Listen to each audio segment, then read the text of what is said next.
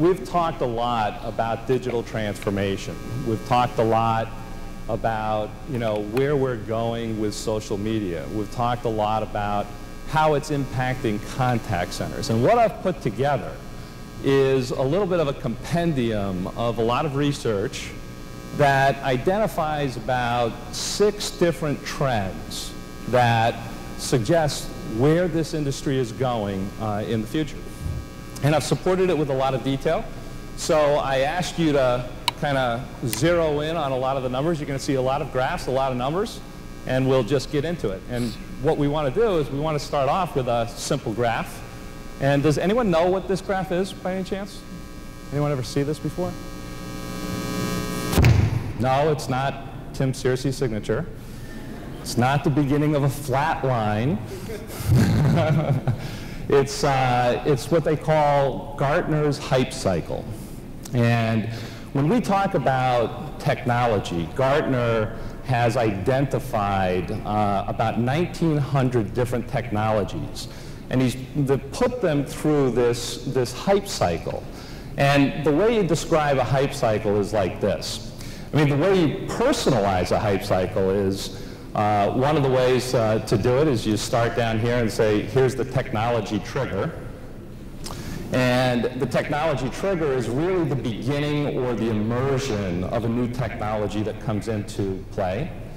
And then when you get to the top, they call it the peak of inflated expectations.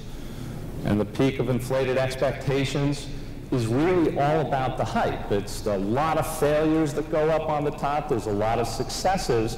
But basically, the hype of what goes on with that new technology reaches a peak at some point. And then it starts down through the trough of disillusionment. And the trough of disillusionment just comes right down, and basically there's a lot of failures along the way there as well. But there are still some successes, and all of a sudden you see this slope of enlightenment. And the slope of enlightenment says, here are the technologies that are starting to mature and become more market ready. And then, of course, you get to the plateau of productivity. And I got to tell you, if you want to personalize this graph, you got to think about it. How many people around here? There's lots of job changes going on. How many people have changed jobs in the last 5 years? Right? So, you can actually relate to this graph, right? You start a new job, technology trigger. You go all the way up. You've done all your research about a company. You're really excited about it. You get there. You're at the height of optimism about it, and then all of a sudden you deal with culture issues, or you deal with other things, and you start to come down through this trough of disillusionment. What you thought the company might be, and what it actually is, may be a little bit two different things. And then somewhere along the line, you'll take a curve, and you'll start blending in with culture, you'll start blending in with the new job, and then you reach your plateau of productivity. The key, on a personal basis, to make sure that you don't continue to go through the trough of disillusionment, otherwise you just basically find another job. So what Gartner did is they mapped out all of these technologies, and this is what a true Gartner hype cycle looks like. And because it's hard to read up there, what I'll tell you, the number of years to mainstream adoption down at the bottom, the light blue circles are about 2 to 5 years. The dark blue is about 5 to 10 years. And so just to give you a little bit of an idea of what these are, social TV and group buying are the new trends. These are things that are starting to come in. These are starting to enter into the marketplace today. At the top of the curve, at the top of peak of inflated expectations, social analytics and cloud computing. And then as you start going down through the trough of disillusionment and starting to round right up to that slope of enlightenment, you've got ebook readers. You've got QR codes, just like your name badges, and more applications are coming out on QR codes. Then, of course, you've got speech recognition, and you've got all of the location-based software packages, et cetera, all that are actually in mainstream adoption right now. So really, what the whole story to this is that, the first trend that you should start to know is that these technologies that we've been talking about for years are starting to mature. And they're all making their way through this cycle. And it's very important that you understand where these technologies are relative to your own position with contact centers, your own businesses, your own customers. So social technologies are beginning to mature. Trend number one. Now, when you actually look at the world of social startups, you've got Facebook and Google that we've been talking about for years. But these look like ancient startups relative to what's happening right now in 2010 and 2011. And so really what's happening is that as we're starting to see more and more social startups, we're starting to see the Facebooks and the Googles mature a little bit more. But make no mistake, what the growth potential is in these old dinosaur social media strategies, Facebook, YouTube, these are 800 million monthly active users, 800 million worldwide. And so think about that number. I don't know if you guys can relate to that number in your own businesses, but with Sears Roebuck and Company, I could tell you that our file size on the credit business was about 65 million. And I can tell you that was a giant at its time with 900 stores all over the US, and we only had 65 million accounts. And so to have 800 million worldwide is just amazing. And you can see that all the way down through Twitter, LinkedIn. These are all very identifiable social platforms that you guys are very familiar with. But even with the ones that you're not so familiar with, you can actually see that there are still significant amounts of consumers that are actually taking part in the social media. So the growth is still proliferating like there's no tomorrow. And you can see that on these graphs here, right? So LinkedIn and Twitter, this is over time from May of 2010 to May of 2011. You can look at LinkedIn. LinkedIn almost doubled its monthly active users inside of 1 year. Almost doubled it. How many of you can say that your customer base is doubled inside of 1 year? It's an unbelievable growth trend that has to be taken note of at this point. And then, of course, if you go to the old standby of Facebook and MySpace, you can see that MySpace is kind of on its way down at this point, and you can see that Facebook is still on its way up. And look at the difference in scale. The difference in scale between this at 35 million and this at 160 million consumers are a part of Facebook. And so you gotta ask, what's driving that? How is it possible that you have 160 million users on Facebook? Well, if you ask Mark himself, the Zuck, he's got one word for it. Can anyone tell me what it is? Engagement. That's good. That's good. It's engagement. It's all about engagement. It's how you engage consumers. Does anyone know what the mission of Facebook is? Anyone know it offhand? To kill Google, right? Well, I think they're going to do that anyways. The mission of Facebook is to give people the power to share and make the world more open and connected. What a powerful mission. And they do this all through engagement. Trend number 2. Customer engagement is exponentially more important to build long-term relationships. Exponentially. If you're not engaging your consumer, you're going to have a problem with a long-term viability of that relationship. Does anyone know the Open brand? Kelly Mooney? Anyone read the book? Come on, no one's read the Open brand book? This came out about a year ago. Kelly Mooney basically started to talk about open brands. These brands that are really multi-channel, really taking on and understanding how to envelop consumers.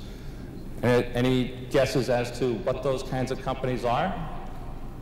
Starbucks is one of the #1 companies that she talks about. And open stands for on-demand, personal, engaging, and networked. Think about it. On-demand, personal, engaging, and networked. These are now some of the core competencies that are existing for companies that are embracing consumers from an open strategy. But the one thing I really found fascinating out of this entire book is the traditional purchase journey. And you all know this, right? You've seen an ad, you receive a mailer, you look at a catalog, you call a 1-800 number, you visit a store, or you can contact a sales rep. And any one of those things can lead directly to a dollar value of transaction. Any single one of them. And then post that dollar transaction, what ends up happening? You contact customer service, and you sign up for a loyalty card. A very clean process, right? Well, Kelly talks about this being a linear model. It's predictable, and it's brand controlled. But when you enter the world of digital, when you enter the world of social media, you've got a completely different view. And that's what she's trying to depict here. And you can see that that linear opportunity, that linear trend is still right there in the middle. But when you actually talk about adding e-commerce behaviors, you're talking about things like using comparison tools, or ask a question via live chat, or search for a product online before you even go to a store.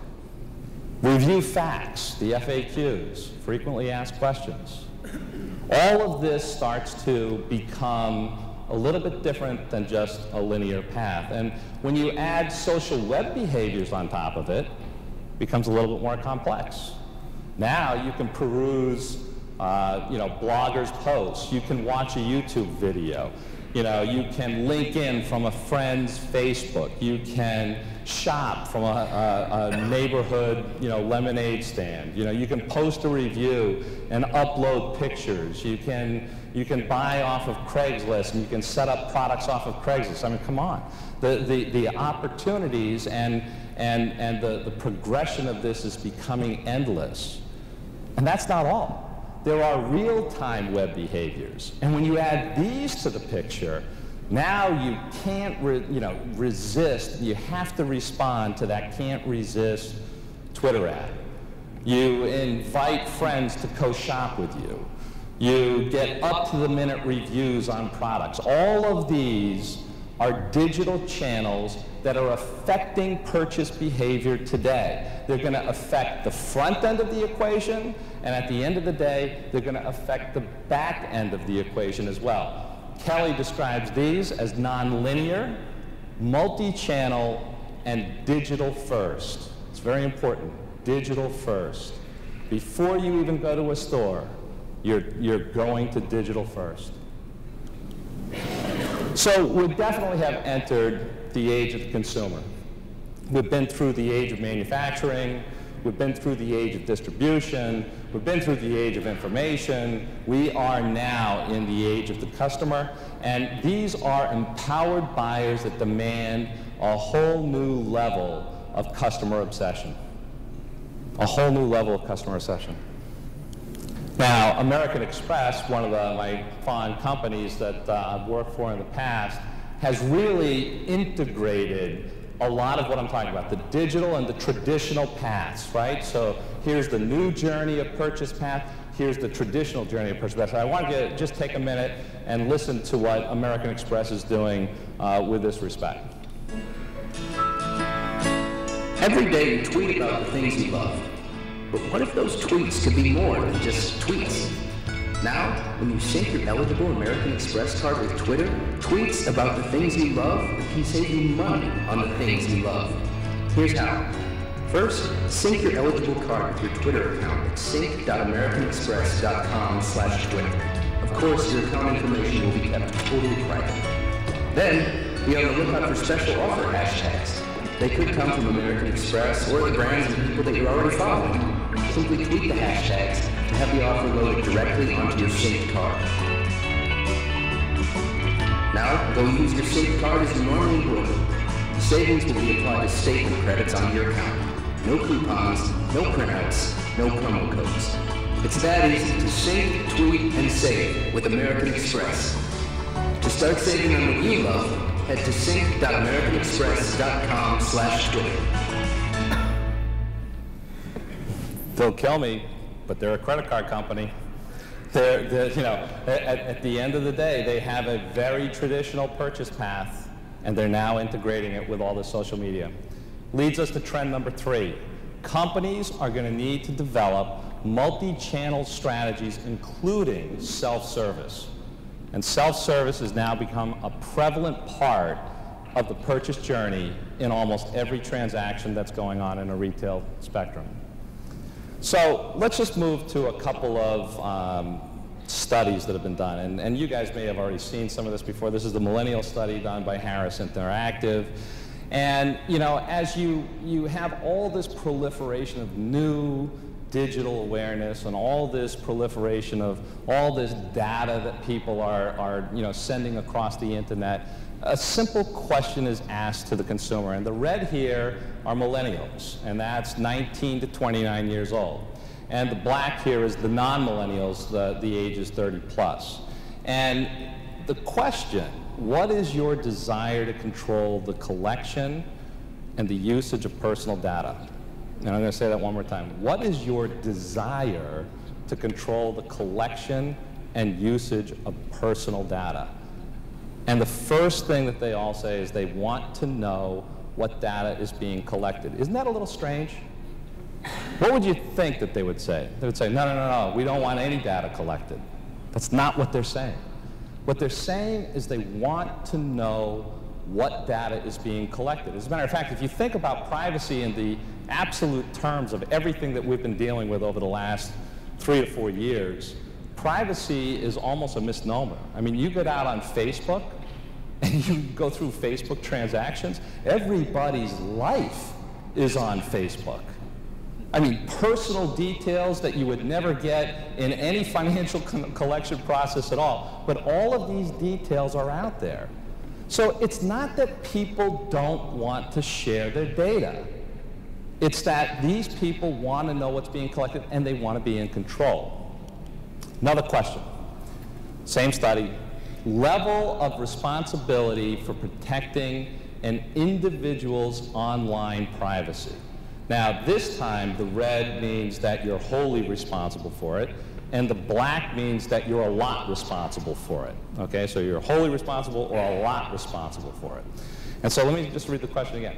The level of responsibility for protecting an individual's online privacy. What's the first thing up there? The individuals themselves. They believe holistically that they want to be in control of their online privacy behavior. And if you haven't gotten to the bottom of the list yet, now's a good time. What do they say? Government, through legislation or regulation, is not who they believe should be controlling or protecting an individual's online privacy. So basically the balance of what we're trying to do and what we're trying to understand is trying to understand who this digital customer really is. What is it that they really want? And regulation and legislation has to be adopted to make sure that we all understand that we're meeting the needs and objectives of those kinds of consumers. As a matter of fact, in February of 2012, 2 months ago, the White House issued the Consumer Internet Privacy Bill of Rights. Is everyone aware of this? I don't know if you guys have seen this. But the first thing on the list, individual control. And I'll read it to you. The consumers have a right to exercise control over what personal data companies collect from them and how they use it. Consumers have a right to exercise control over what personal data companies collect from them and how they use it. So, I mean, it's just an absolutely amazing juxtaposition of a lot of what we believe we're fighting for versus what the consumers really want at the end of the day. So trend number 4, Privacy and protection is about the customer. It's not about the channel. I'll say it one more time. Privacy and protection is about the customer. It's not about the channel. It has implications on the channel. There's absolutely no doubt. But that's not what starts it. What starts the process is understanding what the consumer needs are and how they want to be served. And when I deal with the FTC and the FCC, this is exactly what I hear from the regulators. It's not that they're about trying to legislate the channel of telemarketing. They're about trying to legislate the complaints that they get from consumers and managing the body of complaints from consumers. They're two very, very different things. And our approach with the FTC and the FCC is driven now through a relationship of understanding on how we have to deal with consumers. As a matter of fact, our approach is now going to start to extend into the state levels, because the state attorney general's office has two primary missions when it comes to consumer relationships. It's consumer protection and it's consumer privacy.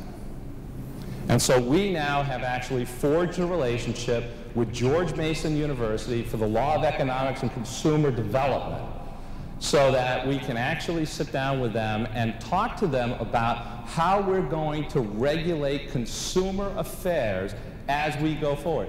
This forum allows state attorney generals and businesses to get together, and the ATA is at the lead of that pack to set the agenda for the October meeting.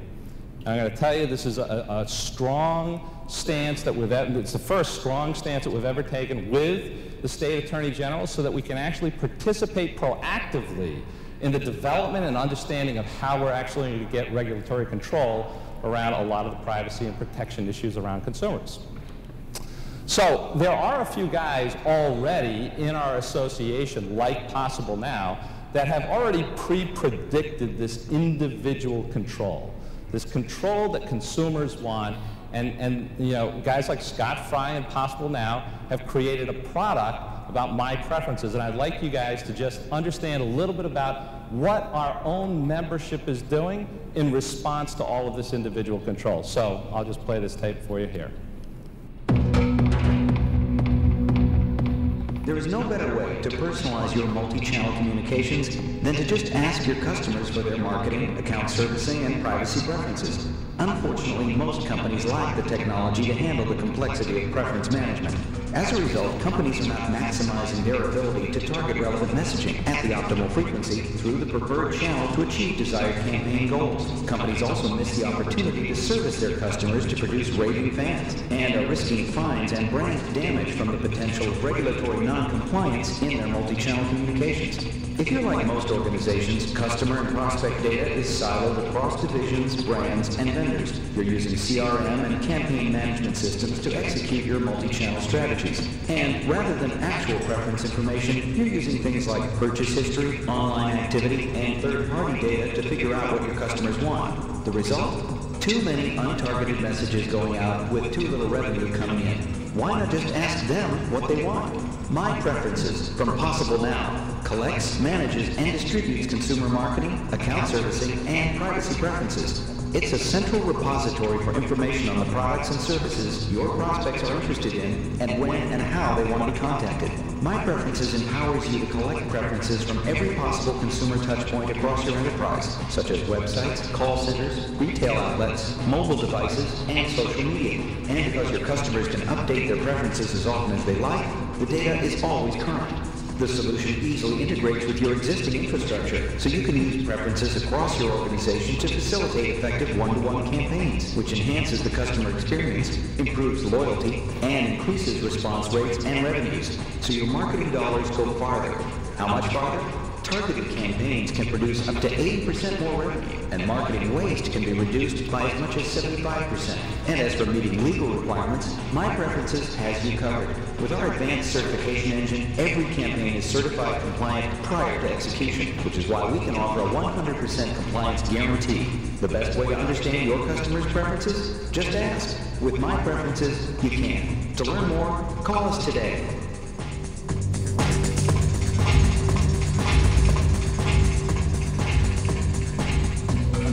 So I'll just take a breather for a moment, because I know I've thrown a lot of graphs and figures. All you people at the back that are standing up at the back, there is plenty of room for you guys to come on up here if you would like and sit down. I'll just take a moment. If you guys want to come on up, come on. It's okay. I won't bite. I promise. Come on, guys. Give them some encouragement to come on up. So as you can see, we really are walking down the path of understanding how to deal with this new digital customer. And there's many, many different ways to do it. However, giving them the control and understanding everything that we need to do for these consumers is about giving them that control is a very good start. So let's move on and let's talk about how do customers access social media, right? Because we always talk about the access points and how we actually have to feed this social media strategy into the actual devices that we have. And of course, on a computer basis, 97% of customers that have PCs are accessing social media. And you can see you've got mobile phones, gaming, iPads, internet-enabled TV, e-readers, and music handle. None of those guys, other than mobile, which is something that I just want to pause on for a moment. And this is something that is a growing trend. This isn't something that was existing, 5 years ago. 5 years ago, we were talking about mobile, almost in the same way as we're talking about Facebook and LinkedIn and all of these other social media sites. But 5 years ago, we talked about mobile, and nobody was really all that interested. But there was a lot of technology. The hype cycle was going on, a lot of hype for mobile. But I'm going to tell you right now is mobile is here. And you can see it in these types of statistics. The US mobile social network users, these are people that are using social network on their mobile devices, has gone from 23.8 million in 2009 all the way to 58.5 million in 2012. And you can see that that number is actually growing all the way up to almost 80 million by the time 2015 comes around, and I think that's conservative. So I will say one thing about mobile. Mobile is the next big thing. Payment card services, everything is starting to go through mobile. It becomes a unique device, not only for social media, but for a lot of the credit card billing transactions and everything else that you can possibly think of underneath the sun, including customer service and texting. Airlines text you when your gate change has happened. Customer service notifications on bank deposits. You're seeing more and more use of the mobile device in almost everything that we do.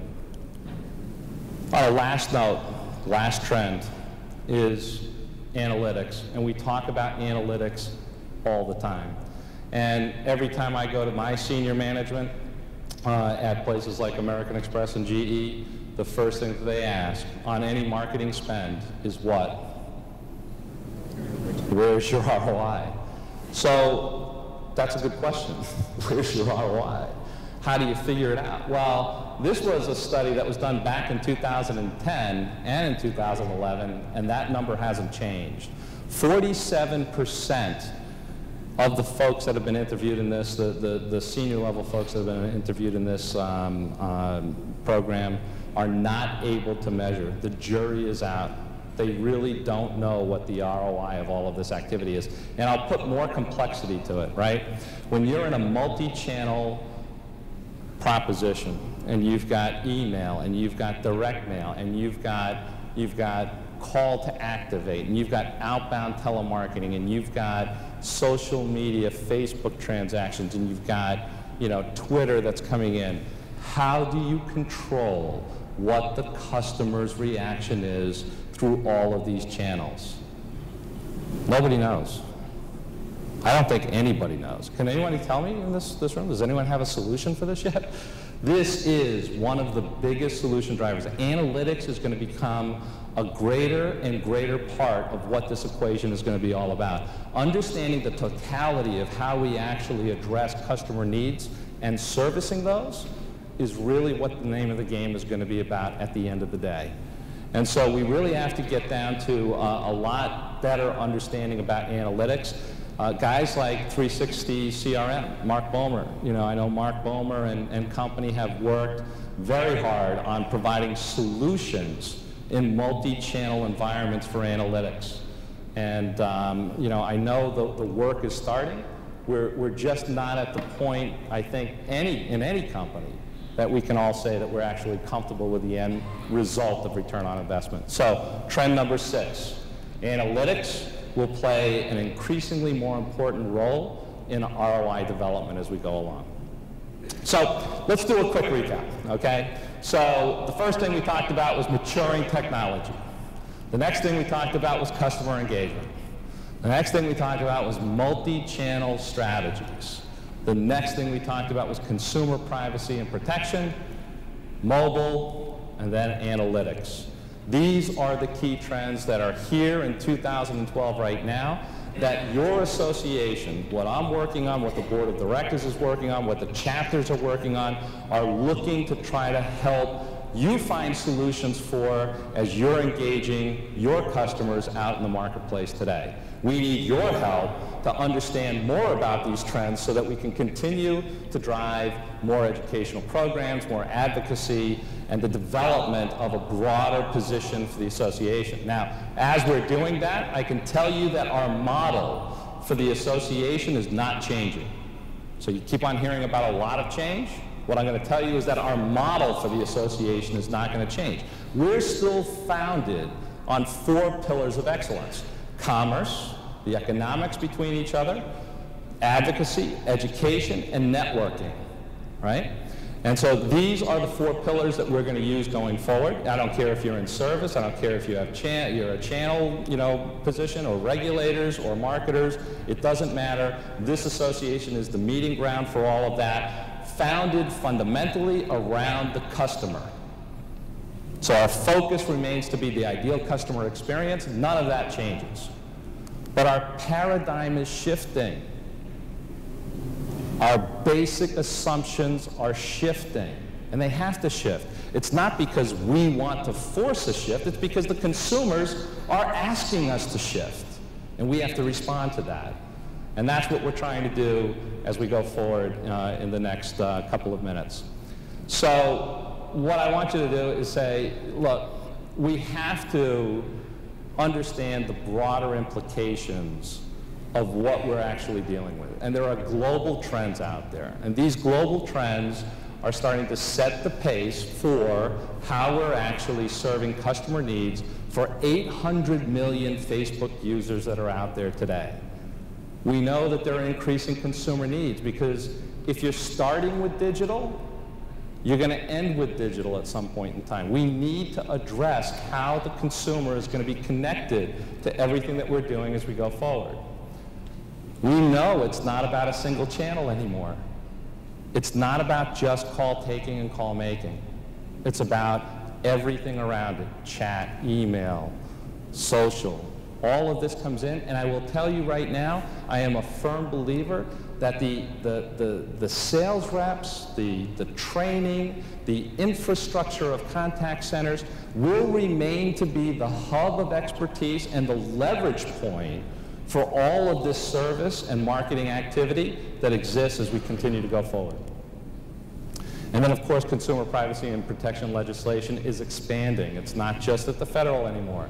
It's going to be at the state level as well. We have to start the relationships deeper at the state levels.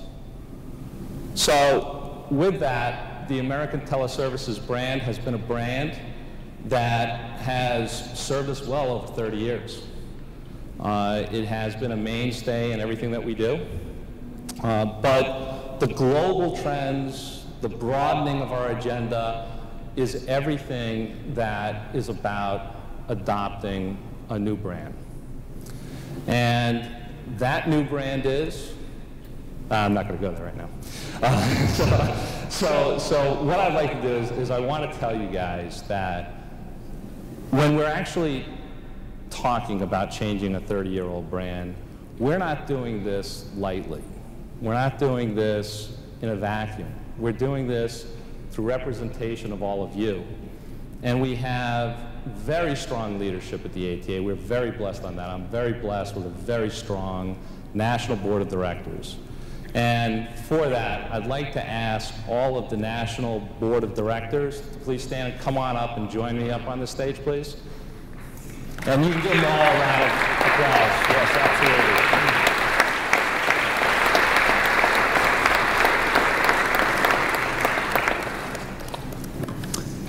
But they're not the only ones. These guys do work tirelessly, don't get me wrong, but there are more. Can I ask all of the chapter presidents in the room to stand up, please? And then come on up to the stage here as well. These chapter presidents, folks, work tirelessly. What we do on this grand stage at a national level is done locally in many different markets and providing extreme value to membership that can't necessarily make it to national events and serve very unique purposes for this association. And together with, I would have all the board members come up as well, but I don't know if the stage will support it, but these guys together with their boards have done a phenomenal job for us. So a big round of applause for the board members that surround all of these guys. But you know, it's an evolutionary process, right? I mean, this isn't something that just happens in one moment. There are people that have been involved at the leadership level for 30 years. You know, I'm not new to this role. You know, Tim Searcy was not new to this role. We have predecessors that have served this association in many, many different ways. And I would like to ask all the past presidents and all the past chairmen to please stand up and come up and join us up on the stage. Regis, please, come on. Stuart, come on. There's Mr. Cameron, come on. Mr. Rockoff. You guys know all of these guys. They've been involved with us for a long, long time. Now, of course, we have a number of people that have worked directly on the work in and around the brand change and the name change and all of this. And for that, I'd like to ask Lisa DeFalco if you would like to say a few words and come on up. Hi, everybody. My name is Lisa DeFalco. For those I don't know, I've been on the board of directors now for many years. I've been active in the ATA for a little over a decade, and so I'm honored to be the one to lead our team here to announce the new brand. I was asked to take a second and talk about where we've been and where we're going, and the ATA has been a professional association to serve the entire customer communication ecosystem for 30 years now. And so suppliers and delivery companies and the owners of customer relationships have all come together to be able to serve the interests of the channel. Several years ago, though, I guess, we found ourselves under siege with one of our communication channels, and that was the outbound teleservices channel. And so we had our community band together and be able to explain the value of the channel. And when we did that at the ATA, we realized that one of our constituencies was really underrepresented, and that was the owner of our customer relationship. So we went out and we said, we have to represent all aspects of the channel. And we went out and we sought to bring aboard all of the owners of the customer relationship. So call them blue chip, call them Fortune 1000, buyers, whatever you want to call them for the day. But at the end of the day, we needed them to come to the table and be able to help represent. Because to be perfectly honest, back then, the entire messaging of our community was left into the driver's seat of those of us in the supplier side and the delivery model side. And it was quite frankly unfair. So by now bringing together all of what you see here, all members of our community, we now truly represent all aspects of channel. So that was then, and somehow when we fought that fight, people started to realize or think that we were only representing the interests of one aspect of the channel. That wasn't true then, and it certainly is not true now. What we all know is that our communication channels have evolved, and we are dealing with multi-channel communication. We know that customer communication is just table stakes, and customer engagement is what everyone's all about. And for my personal company, we work all the time talking about customer engagement. So what we are very proud at the ATA to evolve and represent as well is that we really are a professional association of customer engagement. And so, my friends, I'm honored to stand with the leaders here and our board. Before you, I'm not taking it yet. Go, there's one other thing that I wanna say is that you're not done. No, we gotta share. We gotta share. Is that when we're working together, we're working together as this group here. We're also working together with particular membership, and there are 6 particular members that I'd like to announce that have been really dedicated as partners in progress during this entire branding process. And I'd like to invite them up on the stage as well with us. And that is Defender Direct, 5-9, Mobile Biz, Possible Now, Epic Connections, and iPaysetters. Can you guys give them a round of applause for the support that they're giving us in the community?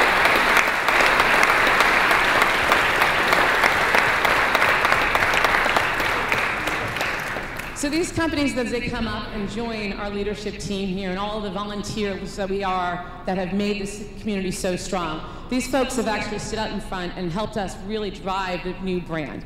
So without further ado, I'm going to introduce, and ladies and gentlemen, I am very proud to introduce to you our future. Welcome to our future. Welcome to PACE.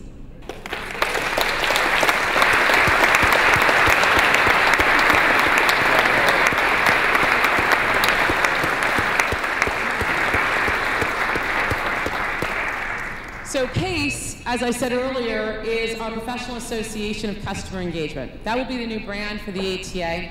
What you're going to see about it is that it centers on the customer, because all of our community has really found that they're really allowing the customer to drive the focus of how they want to communicate, thus the multi-channel strategy. So we're going to center on the customer. You're going to see that the logo represents all the variety of multi-channel strategies that are there. Mr. Chairman? Yes. And so as a result of that, you're going to see that we are really placing our focus on both customer and multi-channel. Do you want to say? Yeah, no, to add to that, it really was, as we developed this, it really was about delivering the message that we want to deliver to the community. You know, we know the world is changing around us.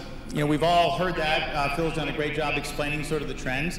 But so in order for us to be able to deliver what we need to deliver to our customers and grow our businesses, we needed an association that reflects the broader nature of what it is we do and how we interact with customers today, which is why we have developed the PACE brand you see before you. To Lisa's point, the C is always going to be a different color because it represents our emphasis and focus on the customer. But it's also about this iconography that really talks about social media, the phone still being, the contact center still being a big part of what we do, as well as the digital environment in general. And for us to succeed, we need to be able to attract those companies to the association that are going to help and bring the technology and the knowledge and the experience and the expertise that we need to adopt and to help build our business. So with that, this is PACE. We're very excited to present it to you, and we think it is just really a turning point for us, and we're glad you all could be here to join us.